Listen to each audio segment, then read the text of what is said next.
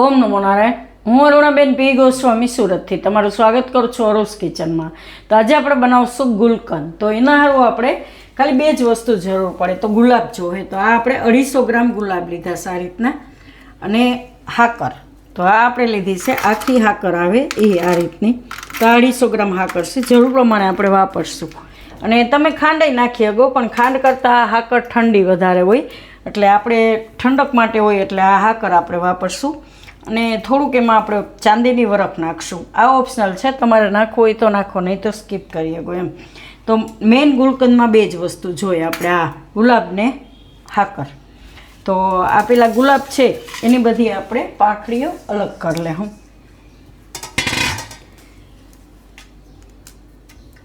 આ રીતે તો ગુલાબની બધી પાંખડી આપણે આ રીતે નોખી પાડી લીધી છે. હવે એને આપણે ધોઈ નાખશું. તો આ રીતે આપણે પાણી લઈ અને પાણીમાં નાખી દેવું.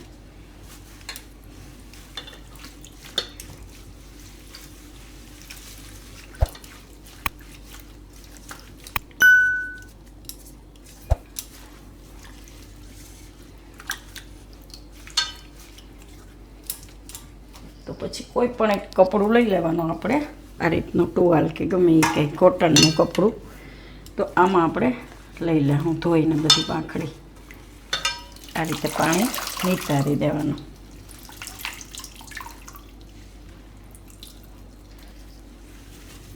અને કોરી કરી નાખવાની.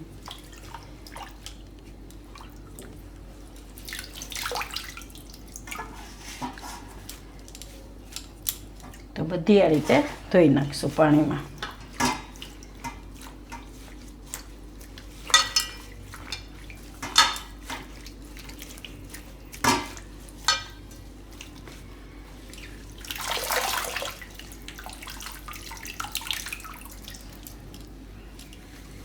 એવું હોય તો થોડીક વાર તમારે એને પંખા નીચે પોળી કરી દેવાની, એટલે પાણી સુકાઈ જવું જોઈએ. મેઇન તો એ છે. તો બધી પાંખડી આપણે ધોઈ લીધી સારી રીતે. હવે એને થોડીક કોરી કરી લેવું. તો આ રીતે એને પાણી થોડુંક આમાં શોષાઈ જાય પછી એને થોડીક વાર પંખા નીચે પોળી કરી દેવું 5-1 મિનિટ માટે, એટલે બધું પાણી સુકાઈ જાય.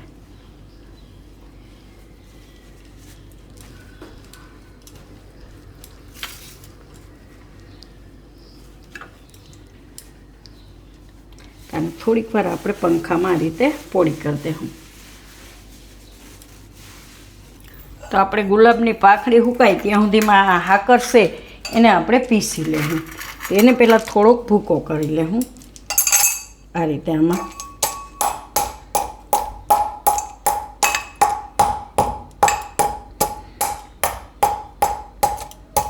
આમાં દોરા હોય છે, તો એ દોરા આપણે કાઢી નાખવાનું. આ દેશી હાકર છે, એમાં દોરાવાળી આવે.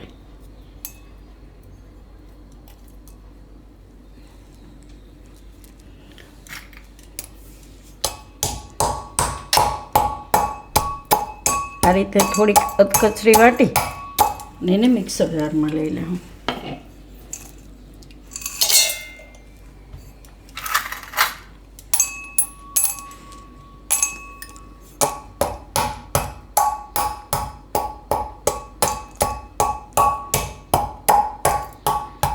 આખા ગાંગડા મિક્સરમાં ન ભરાય, નહીં તો એની ચકરી આપણે તૂટી જાય. કઠણ હોય ને થોડીક એટલે.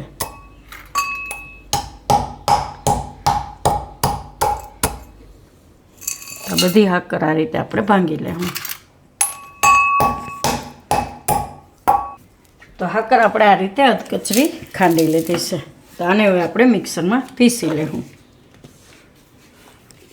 તો આને આપણે પીસી લીધી, સારી રીતનો પાવડર બનાવી લીધો. તેને આપણે કાઢી લેવું પાછું. પછી આમાંથી જરૂર પડે એ પ્રમાણે આપણે વાપરશું. તો ઉનાળામાં હાકર ને આ બધું શરબત બહુ સારું એમ. વરિયાળી છે, વરિયાળીનું શરબત એ બહુ ઠંડુ એમ. તો આને હવે પછી આપણે વાપરશું જરૂર પ્રમાણે. તો આને આપણે પેપર ઉપર થોડીક વાર સૂકવી દીધી હતી. તો આ રીતે કોરી થઈ ગઈ છે એમ. તો હવે આપણે બનાવશું આમાંથી. તો જેમાં બનાવવું હોય એમાં આપણે આ રીતે પાંખડીઓ લેવું. એમાં નાખશું આપણે આ દરેલી હાકર.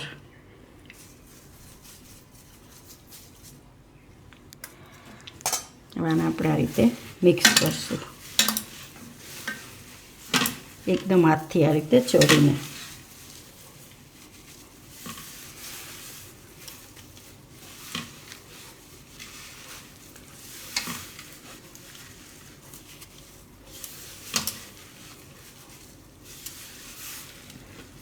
એકદમ સરસ થઈ જાય આ રીતનું.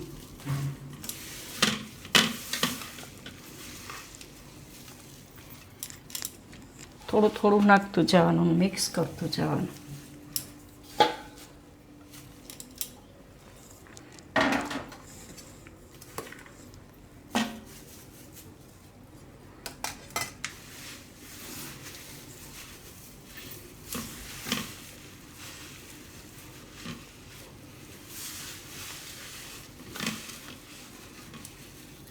તો દરેલી હોય એટલે એકદમ આમાં સરસ મિક્સ થઈ જાય.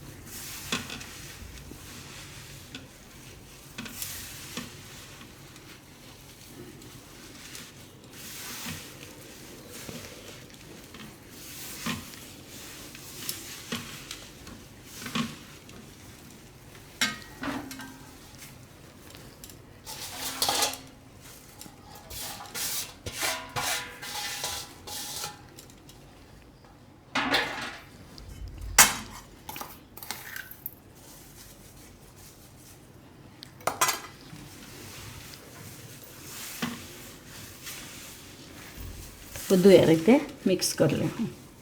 થોડુંક વજન દેવો પડે એટલે એકદમ પાંખડીઓ તૂટશે અને એમાંથી એ પાણી નીકળશે આનું ગુલાબનું. એકદમ સરસ મિક્સ થઈ જાય. તો બધું આપણે આ રીતે મિક્સ કરી લીધું.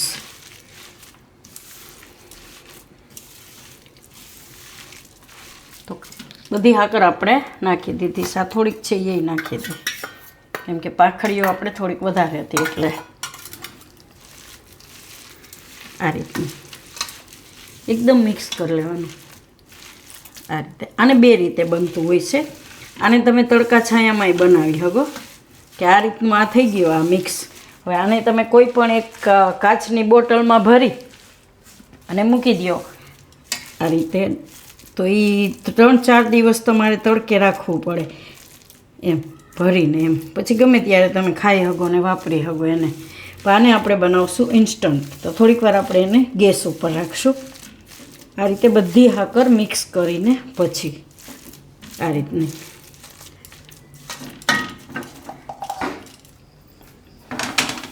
તો ગેસ ચાલુ કરી દે. હું ગરમ થાય ત્યાં સુધી ફૂલ ગેસ રાખીને પછી થોડીક વાર ધીમે ગેસ એને થવા દે. હું તો આપણે આની હાકર બધી આ રીતે મેલ્ટ થઈ ગઈ છે, ઓગળી ગઈ છે બધી. આ રીતે ઢીલું થઈ જાય. હવે થોડીક વાર આને પકાવી લેવું. આપણે હલાવતું રહેવાનું.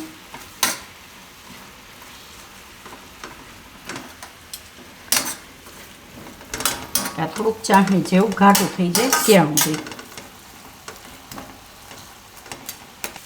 તો આને આપણે આ રીતનું પકાવી લેવાનું છે.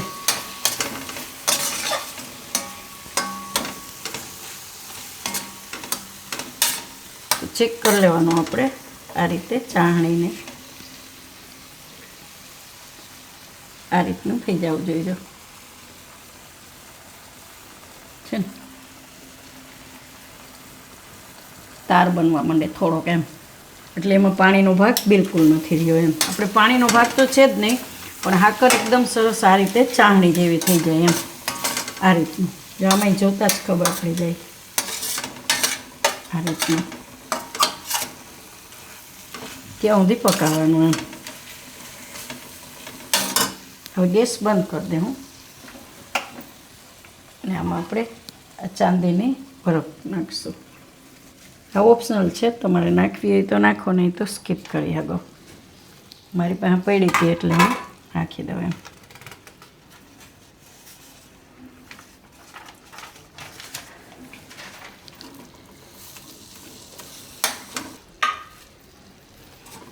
આ રીતનું એકદમ મસ્ત લાગશે. અને આને તમે ઘણી બધી વસ્તુમાં ગુલકંદ વાપરી શકો. આપણે અત્યારે આ ઠંડુ બહુ હોય ગુલકંદ, ગુલાબનું હોય એટલે ગુલાબ બહુ ઠંડા હોય, તો ઉનાળામાં આપણે આની લચ્છી બનાવીને પી હગી, શરબતમાં નાખી હગી, કોઈ પણ વસ્તુમાં તમે વાપરી શકો એમ. અને આને તમે આખું વર્ષ સ્ટોર કરી શકો. તો આને આપણે કાઢી લેવું એક વાટકામાં. તો 250 ગ્રામ ગુલાબ હતા ને એટલી આપણે હાકર હતી, એમાંથી આટલું બન્યું છે.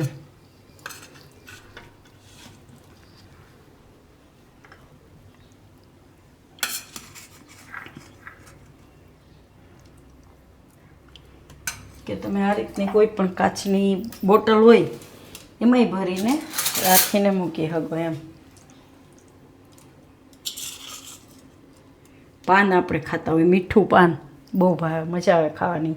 એમાંય તમે ગુલકંદ ઘરે બનાવેલું હોય તો વાપરી શકો આ રીતનું. અને પાનનો મુખવાસ, એમાંય આપણે ગુલકંદ જરૂર પડતી હોય. પાનનો મુખવાસ આપણે બનાવ્યો છે ને એકદમ મસ્ત બનાવ્યો છે. એની રેસીપી તમને અરુસ કિચનમાં મળી જાય. અને દિવાળી હોય કે કોઈ પણ વસ્તુ હોય, પાનનો મુખવાસ ખાવાનો મજા આવે એમ. અને ઘરે આપણે મુખવાસ તો રાખતા જ હોય, તો એ રીતે અલગ રીતે બનાવી શકીએ એમ.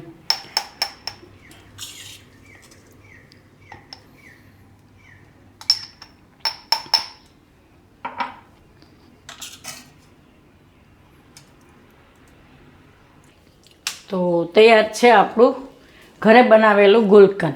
તો જો તમને મારી આ રેસીપી કે વિડીયો પસંદ આવ્યો હોય તો એને લાઈક કરજો, શેર કરજો અને મારી ચેનલને સબસ્ક્રાઈબ કરજો. અને બેલ આઇકન દબાવવાનું ના ભૂલતા. કમેન્ટ કરીને કહેજો કે તમને કેવું લાગ્યું આ ઘરે બનાવેલું ગુલકંદ.